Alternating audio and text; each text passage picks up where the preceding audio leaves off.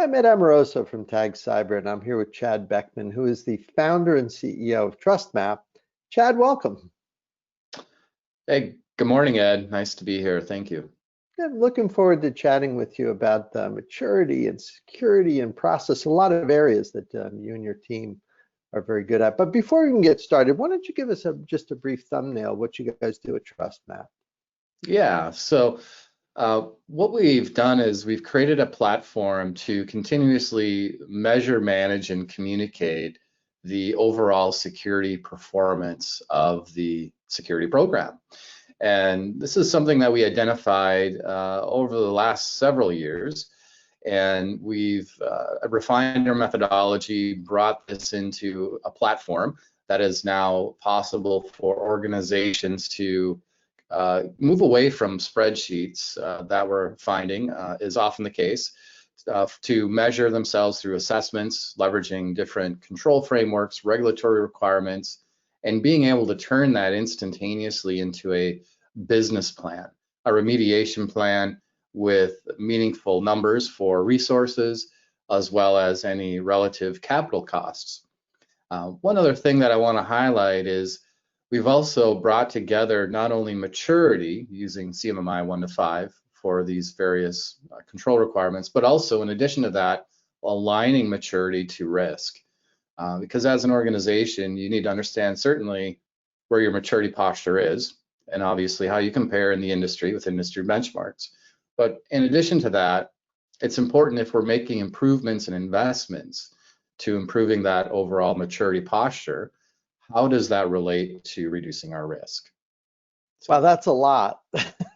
So let's go back and unpack a few of those things. So first off, you mentioned that you're measuring. So I guess a question some people might have in listening is what are you measuring? Like, you're collecting data from enterprise systems. So give us a little feel for that, and then we'll get into some of the other areas. But help us with the measurement part. What are you collecting and measuring?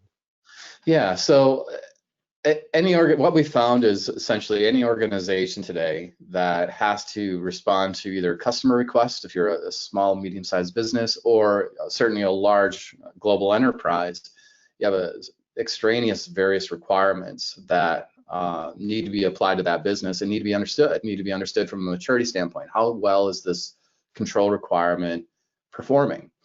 And so what we've done is we've put these together into various templates in TrustMAPP that allows organizations to simply launch a template, measure themselves against something like ISO or Nist or PCI, whatever the requirement might be, and being able to facilitate the collection of that data. So what historically goes on is organizations will either conduct these assessments very manually using interview type questions, sitting down with individuals, or sending them some kind of generic questionnaire. And we've removed a lot of that manual effort through spreadsheet collection with this template system that we've established. And we've also incorporated meaningful workflows. And when I say meaningful workflows, really what I'm saying by that is whether you're a 50-person organization or a 50,000-person organization, you're following this exact same process. And that's what we've identified. And so we began to automate that, make that very easy, removing multiple spreadsheets and make it simple to collect responses and data from the subject matter experts in the company that really know what's going on. Hey, give me an example of on the template. Like, what are some examples of things are you asking about? Patching? You asking about policy? You asking about what? Like, what are a few examples there, just so I can get a concrete sense? Yep. Yeah, certainly. So let's take a very common framework that everybody's probably familiar with, Nist cybersecurity framework. So there's the number one alphabetically requirement in Nist CSF is asset management. And so relative to asset management, there are 6 controls from within the Nist CSF. So if you are an organization that wants to measure yourself at the control level or needs to measure yourself at the control level, we have what we call a control-based maturity assessment. And as an example, you would measure yourself for the control called device inventory. And that's a control within the asset management subcategory using Nist terminology. And that is an example of what we'll measure, and we'll provide meaningful statements to the end user. We're not going to say, well, how's your maturity? Is it a 1 through 5? That's not what we've created. It's more or less a statement, a series of statements. Is it, let's say, managed at the project level? Is it very ad hoc in nature? And I'm paraphrasing, of course, but these are more narrative type responses. And then we also allow the individual to provide meaningful supporting response, where even the organization themselves can require supporting response instead of just selecting a radio button with a statement. Additionally, we also provide the ability to include artifacts linking to your, let's say, Microsoft OneDrive. So those artifacts are secured simply by your organization. They're not stored in our platform. You can manage the permissions accordingly, but then also you have a single place to link to those meaningful artifacts when it comes time to review the results, and perhaps even pass some of those results on to auditors. What's been your experience with people as they're doing this? Maybe getting confused or putting the wrong data. Like, there's some guardrails that you have in the platform to help make sure that people are following the process appropriately. There are, yes. So we give a lot of visualization to the end user as to what needs to be done next. So once you, let's say, open a drawer, we call it, looking at the control you need to measure, we provide all the supporting details and even a more layman's explanation of what that control really means. So what does device inventory mean? How does it apply to me as someone maybe in network engineering or in my DevOps organization, right? What does that mean to me? And then provide the next step. So when that control is completed and answered, we quickly usher them to the next control that they've been assigned. And that's another thing to keep in mind too. It's not a one size fits all. What we've done is being able to assign individual requirements to people that have that knowledge, instead of just saying, okay, here's the entire assessment, respond to whatever you can or provide us answers, because then you get kind of garbage in, garbage out. Yeah. And so we've modeled for preventing that.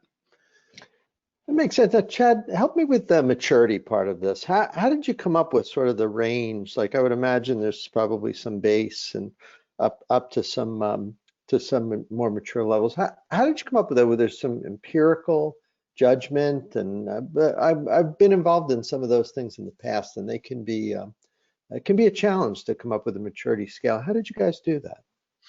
Yeah, so we did a lot of market studies. We did our homework. This whole process began in about 2009, and we reiterated this across multiple customers over a period of years before launching the platform in 2015.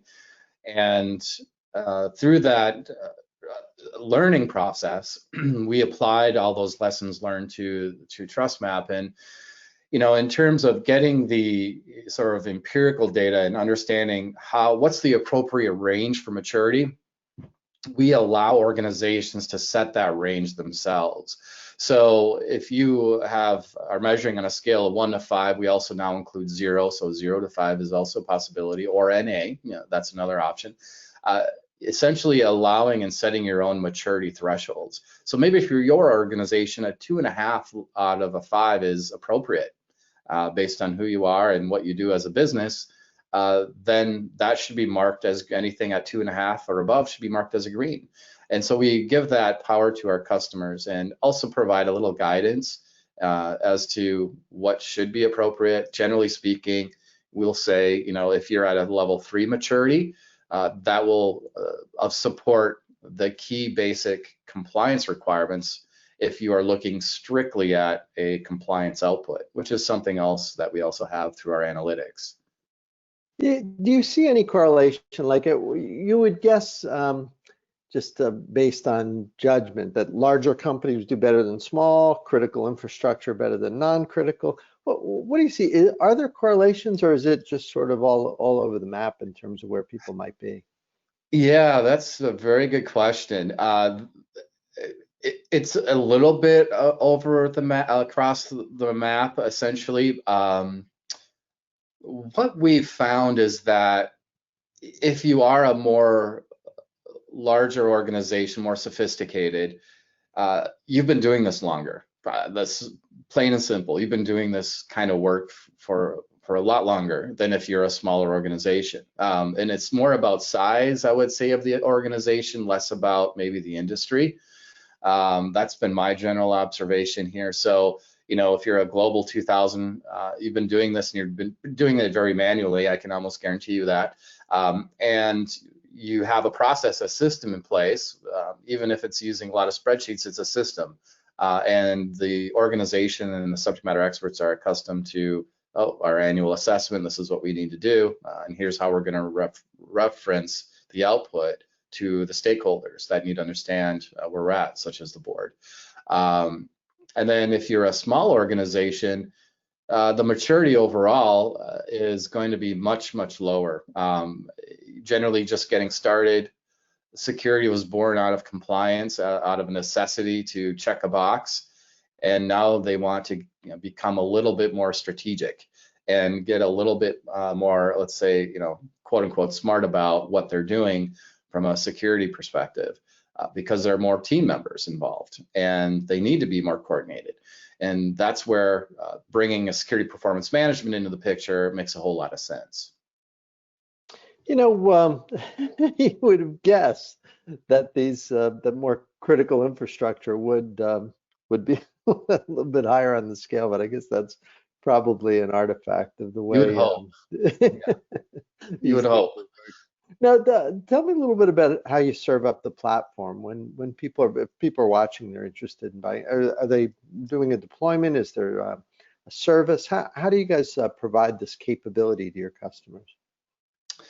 Yeah, so we offer TrustMAPP really in three types of deployment models. The first and most popular is, of course, the SaaS offering. A second model is a private SaaS, so a dedicated server for that individual customer in their own private cloud that's still managed by our team. And the third is on-prem, the ability to deliver this in an on-prem situation. And ironically, the more highly regulated organizations, let's say like the large energy organizations, the large financial institutions, they generally would lean towards an on-premise solution. And we have the infrastructure and processes in place to continually support them and keep that software updated with the latest code as well.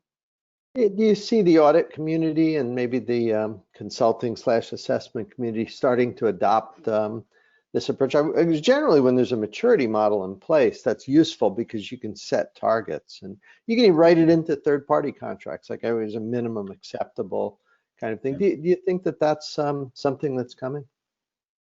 Or maybe it's here already.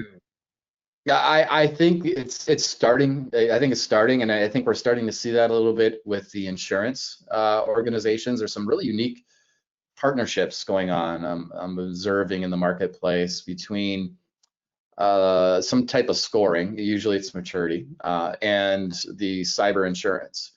The question becomes, what is it that's being measured, and how is it being measured?